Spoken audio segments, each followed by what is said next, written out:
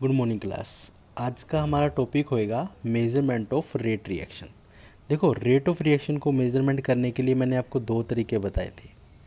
ठीक है, पहला तरीका क्या था? पहला तरीका था हमारा एवरेज। ठीक है, एवरेज मेथड था हमारा।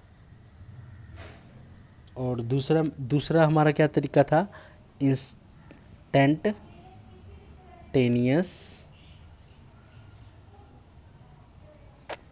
रेट। ठीक है, दो तरीके के द्वारा हम रेट ऑफ रिएक्शन को मेज़र कर सकते थे। ये दोनों मेथड हो गए। एवरेज रेट, देखो मैंने आपको पहले भी बताया था, एवरेज रेट का मतलब क्या होगा? ये दो पॉइंटों के बीच में डिफाइन होगा। और इंस्टेंटेनियस का मतलब क्या था? एक पर्टिकुलर पॉइंट के ऊपर बोल दो, पर्टिकुलर पॉइंट पे। ठीक है, चलो ये हो गया। अब देखो, एवरेज रेट और इसके लिए पहले मैं एक हाइपोथेटिकल रिएक्शन ले लेता हूँ। मान लो कोई एक रिएक्टेंट है, ठीक है, वो किसी पर्टिकुलर प्रोडक्ट में कन्वर्ट होता है, कुछ भी, इसीलिए मैंने इसको हाइपोथेटिकल टाइप बोला। ठीक है, एक रिएक्टेंट प्रोडक्ट में कन्वर्ट होता है। अब आपको पता है रिएक्टेंट प्रोडक्ट में कन्वर्ट होता है, तो इसका मतलब क्या है? मैं थोड़ा सा नोटेशन दे देता हूँ। टाइम टी जीरो पे रिएक्टेंट की कंसंट्रेशन 1 होगी तो प्रोडक्ट हमारा क्या होता है? 0। ठीक है, टाइम इन्फिनिटी यानी जितना टाइम भी चाहिए, सारा रिएक्टेंट हमारा 0 हो जाता है, प्रोडक्ट 1 हो जाएगा। ठीक है, यानी मैं ऐसे बोलूँ कि कंसंट्रेशन ऑफ रिएक्टेंट स्टार्टिंग में टाइम के रिस्पेक्ट में क्या आएगी? ज़्यादा। फिर धीरे धीरे जैसे जैसे टाइम क्या होगा हमारा बढ़ेगा, वैसे वैसे रिएक्टेंट की कंसंट्रेशन डिक्रीज़ हो जाती है और प्रोडक्ट की इंक्रीज़ हो जाती है। तो इसके रिस्पेक्ट में मैंने रिएक्टेंट और प्रोडक्ट का टाइम के रिस्पेक्ट में ग्राफ बनाया। ठीक है, तो मैं आपको ग्राफ बना के बता देता हूँ। देखो, वो ग्राफ कौन से होंगे? हमारे ग्राफ होंगे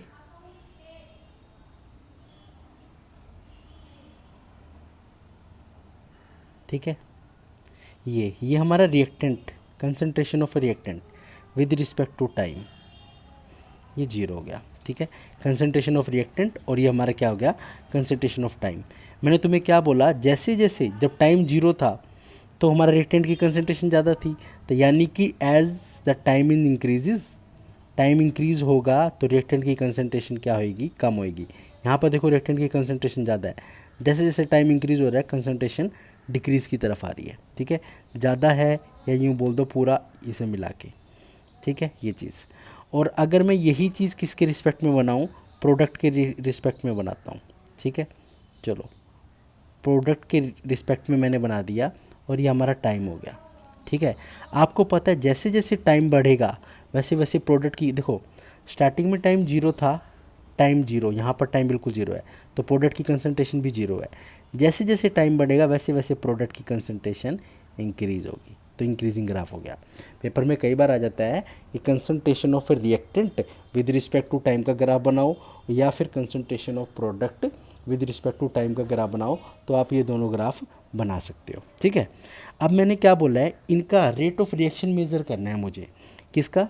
एक रिएक्टेंट का, एक प्रोडक्ट का। ठीक है, तो सबसे पहले मेथड में कौन सा लगाऊंगा? Average method. ठीक है, एवरेज रेट। तो सबसे पहले मैं बोल देता हूँ हमारा एवरेज रेट।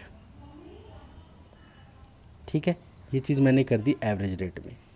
एवरेज रेट के अंदर अगर मैं ग्राफ बनाऊँ, ठीक है, तो सेम यही ग्राफ बनेगा रिएक्टेंट और प्रोडक्ट में। ठीक है, तो मैं ये बार बार ना बना के सेम इसी में ही यूज़ करने की कोशिश करता हूँ। ठीक है, तो देखो क्या किया मैंने, एवरेज रेट है तो मतलब 2 पॉइंट पे डिफाइन होगा। ठीक है, तो चलो एक बार हम ग्राफ बना ही लेते हैं ताकि थोड़ा सा क्लियरेंस हो जाए। ठीक है, तो हमने क्या किया, इसका ये रिएक्टेंट का ग्राफ बना दिया और ये हमारा टाइम हो गया। ग्राफ में रिएक्टेंट और विद रिस्पेक्ट टू टाइम बनाया। ठीक है, तो क्या हुआ, जैसे जैसे टाइम इंक्रीज़ होगा इसकी कंसंट्रेशन हमारी क्या होगी? डिक्रीज़ होगी। ठीक है, चलो फिर अब मैं देखो क्या किया, एवरेज रेट का मतलब क्या होता है? एवरेज रेट का मतलब है 2 पॉइंट पे डिफाइन होना। तो चलो सपोज़ ये तो 0 था ही हमारा, यहाँ पर मैंने ले लिया, डॉटेड कर रहा हूँ मैं। ठीक है, ये पॉइंट, ये अगर मेरा x1 कंसंट्रेशन है तो टाइम मेरा क्या होगा? t1। सिमिलरली मैं इस पॉइंट पे, ये मेरा पॉइंट A हो गया, ये मेरा पॉइंट B हो गया। ठीक है, अगर मैं इस पॉइंट पे डिफाइन करूँ, ठीक है, ये मेरी कंसंट्रेशन x2 होगी और इसके रिस्पेक्ट में टाइम क्या हो गया, T2 हो गया। क्लियर हो गया ये ग्राफ। चलो फिर मैंने तुम्हें क्या बताया था, रेट। रेट का क्या फॉर्मूला होता है, रेट का फॉर्मूला होता है change in concentration, change in concentration of reactant divided by, ठीक है, टाइम इंटरवल, टाइम इंटरवल। और एक बात और, मैंने तुम्हें क्या बोला था, एवरेज के केस में आप डेल्टा ले सकते हो और इंस्टेंटेनियस के केस में आप क्या ले सकते हो, डी। ठीक है, डी ही लेना है क्योंकि वो स्मॉल चेंज के अंदर डिफाइन होता है। होता तो डेल्टा भी है वही स्मॉल चेंज, बट डी बिल्कुल पर्टिकुलर टाइम के लिए डिफाइन होता है केमिस्ट्री में।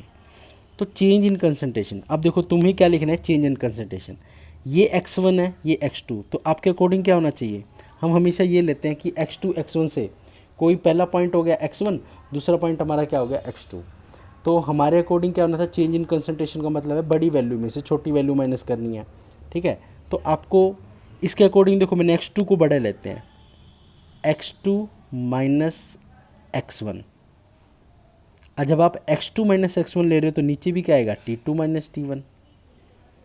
ठीक है, तो क्या आपने जो ये चीज़ लिखी है वो बिल्कुल सही है। अब मैं इस चीज़ को प्रूव करने के लिए काम करता हूँ। x2 की वैल्यू आपको पता है 0 से स्टार्ट होगी, तो x2 की वैल्यू तो 5 होएगी, कम ही होएगी, और x1 की वैल्यू कितनी होएगी, 10 होएगी। तो डालो उसी के अकॉर्डिंग, T1 की वैल्यू मान लो 1 होगी और T2 की कितनी होगी, 3 ले लो। तो x2 की वैल्यू कितनी है, 5, माइनस x1 की वैल्यू कितनी है, 10। चलो ठीक है, T2 की वैल्यू कितनी ले रखी है, 3, और T1 की 1। तो ओवरऑल वैल्यू देखो क्या है, माइनस बाय में 2। तो क्या माइनस आ सकता है, नहीं, कभी भी रेट नेगेटिव होता नहीं। इसका मतलब मुझे इस फॉर्मूले को सही करना पड़ेगा। कैसे, इसको हम ऐसे कर सकते हैं, मैं माइनस पहले ही कॉमन ले लूँ, x1 माइनस x2, ठीक है, T2 माइनस T1। यानी हमें बड़ी वैल्यू में से ही छोटी वैल्यू माइनस करनी है, तो इस रिस्पेक्ट में आपका ये आ जाएगा। तो पहले माइनस लगा दो, यहाँ पे भी माइनस बाहर, पूरी ब्रैकेट, माइनस माइनस ऑलरेडी क्या हो गया, प्लस हो गया। राइट, इसका मतलब रेट ऑफ रिएक्शन कभी नेगेटिव नहीं आता। तो उसके रिस्पेक्ट में वैल्यू का हमने ये देख लिया। वो भी किसका देखा, देखो था change in concentration of A reactant. और मैंने आपको बताया था पहले भी वीडियो में कि रिएक्टेंट के आगे हम माइनस लगाते हैं 2 पॉइंट को क्लियर करने के लिए, रिएक्टेंट के लिए, इसीलिए क्योंकि रिएक्टेंट की कंसंट्रेशन क्या होती रहती है, डिक्रीज़ होती रहती है। और दूसरी बात, रिएक्टेंट के आगे माइनस इसीलिए लगाते हैं क्योंकि जो रिएक्टेंट की कंसंट्रेशन डिक्रीज़ होगी तो ऑलरेडी वैल्यू क्या आएगी, नेगेटिव, और जो बाहर नेगेटिव है, नेगेटिव नेगेटिव प्लस, क्योंकि रेट कभी भी नेगेटिव नहीं होता। क्लियर है, ये चीज़ हो जाएगी। अब मैं एवरेज रेट किसका निकालूंगा, प्रोडक्ट का निकालूंगा। तो प्रोडक्ट का मैं पहले ग्राफ बना लेता हूँ। ठीक है, ये मेरा प्रोडक्ट हो गया, ये मेरा टाइम हो गया। ठीक है, प्रोडक्ट के रिस्पेक्ट में मैंने क्या बोला था, इंक्रीजिंग ऑर्डर का ग्राफ बनता है, तो इंक्रीजिंग हो गया ये। ठीक है, चलो ये चीज़ हो गई हमारी। अब मैं क्या बोल रहा हूँ, एवरेज रेट मेथड के अकॉर्डिंग, इसका मतलब हमें 2 पॉइंट तो चाहिए। तो मैं एक पॉइंट ए ले लेता हूँ, ये पॉइंट मेरा बी ले लेता हूँ। अगर मैं ए को x1 के रिस्पेक्ट में ले रहा हूँ तो टाइम भी मेरा क्या आएगा, T1, ये x1। और बी को अगर मैं x2 के रिस्पेक्ट में ले रहा हूँ तो टाइम भी मेरा क्या आएगा, T2, ये x2। तो करो भाई, रेट का फॉर्मूला क्या होता है, रेट का change in concentration, delta concentration of P divided by delta T, क्योंकि हम क्या ले रहे हैं, एवरेज। अब कंसंट्रेशन कितनी चेंज हो रही है, x2 minus x1, x2 concentration minus x1 concentration. ठीक है, ये कंसंट्रेशन है, इनको ब्रैकेट में डाल देना। ठीक है, ये चीज़ होगी, divided by T2 minus T1, T2 minus T1। तो अब तुम्हें पता ही है, अगर पहले x1 वैल्यू आएगा तो मान लो ये 5, यानी कि ऑटोमेटिक आप एक चीज़ यहाँ पर देख पाओगे, अगर x1 की वैल्यू 5 है तो ऑटोमेटिक ये 10 होएगा। तो करो 10 माइनस 5, उसी के रिगार्डिंग आप इसकी वैल्यू ले सकते हो, 3 माइनस 1।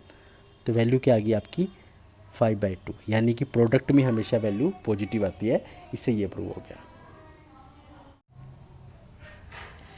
इंस्टेंटेनियस रेट, इंस्टेंटेनियस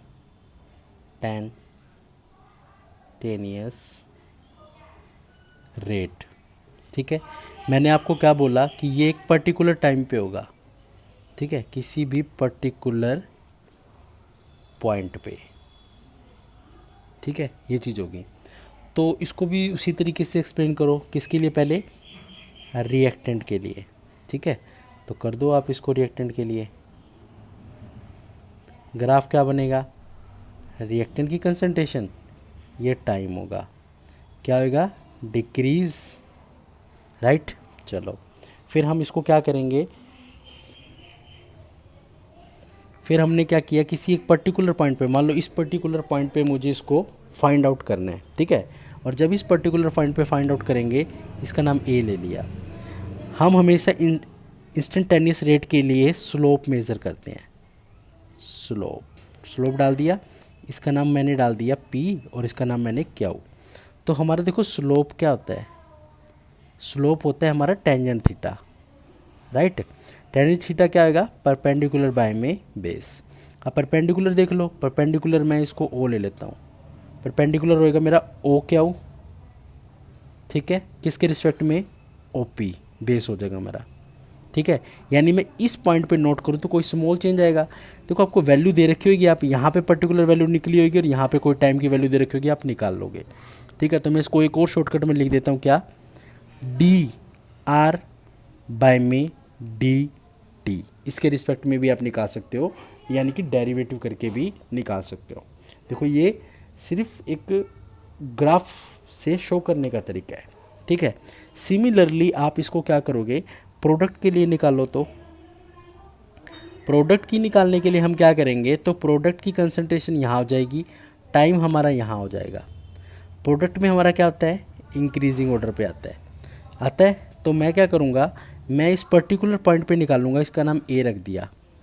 यहाँ पर आप स्लोप डालो, स्लोप डाला, इस पर्टिकुलर पॉइंट को नोट करनी। फिर मैंने एक और कट किया, कट करके ये, ठीक है, तो इस पॉइंट को नोट कर लिया, ये मेरा पी कर देता हूँ, इसको क्यू कर देता हूँ, ठीक है, इसको ओ कर दिया। तो निकालो, स्लोप निकालना पड़ेगा हमें, स्लोप यानी कि टेंजेंट थीटा, टेंजेंट थीटा यानी कि परपेंडिकुलर बाय में बेस। परपेंडिकुलर आपका कितना है, पी क्यू, बेस आपका कितना है, ए क्यू। या फिर आप इस पर्टिकुलर पॉइंट पे आप इसे और कैसे कह सकते हो, डी पी बाय में डी टी, ठीक है, स्मॉल चेंज, क्लियर। तो ये इस तरीके के ग्राफ आपको सिर्फ शो करते हैं कि आप पर्टिकुलर पॉइंट पे कहाँ पे हो, निकालने का तरीका आपका, इसके ऊपर कोई भी न्यूमेरिकल नहीं दे रखा, सिर्फ ये एक नोटेशंस है, तरीका है बताने के लिए।